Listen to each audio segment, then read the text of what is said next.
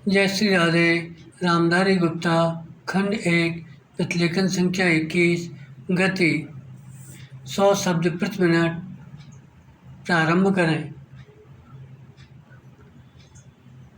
अध्यक्ष महोदय, मैं आपका आभारी हूँ कि आपने मुझे बोलने का अवसर दिया। विराम।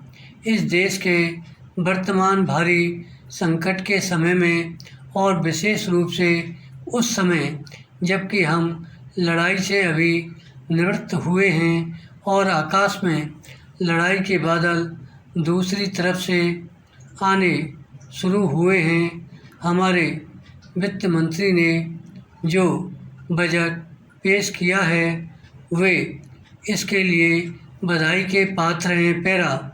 यद्यपि भिन्न भिन्न पहलुओं को लेकर आलोचनाएं की गई हैं, लेकिन यदि उनकी कठिनाइयों को भी देखा होता कि राष्ट्र को किन किन संकटों का सामना करना पड़ रहा है, इस बात पर भी अगर मेरे से पहले बोलने वाले वक्ताओं ने विचार किया होता तो मेरा विश्वास है कि उनकी आलोचनाओं का आधार कुछ दूसरा होता।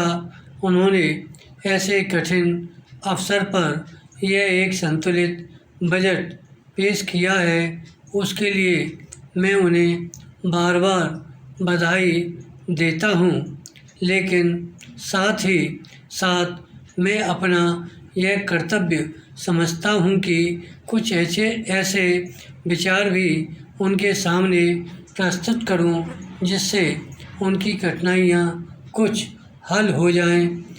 उदाहरण के रूप में विगत 2 वर्षों में लेखा जोखा कमेटी में बैठने के समय मुझे ऐसा अनुभव हुआ है कि इस देश में 2-3 इस प्रकार की त्रुटियां मौजूद हैं जिनको दूर करने के लिए, जिनकी जांच करने के लिए यदि कोई एक कमेटी या आयोग बिठा दिया जाए तो राष्ट्र की सरकार को, राष्ट्र के विकास कार्यों को और राष्ट्र की रक्षा व्यवस्था के लिए करोड़ों नहीं अरबों की व्यवस्था फौरन हो सकती है।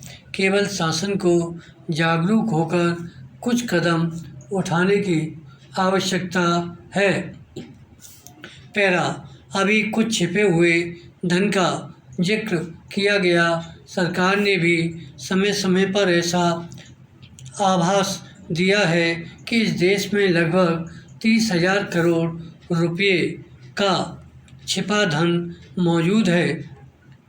स्वयं मैं समझ नहीं पाता हूँ, जब सरकार ऐसा अनुभव करती है तो इसकी व्यवस्था करने में उसको दिक्कत क्या आ रही है। ऐसा मालूम होता है कि कहीं इच्छा शक्ति की कमी है।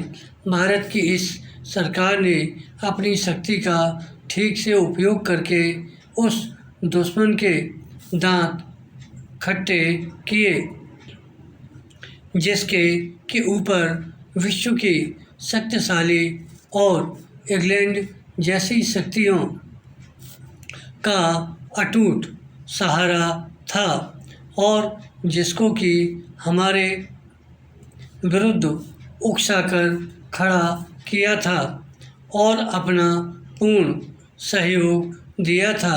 विराम। धन्यवाद।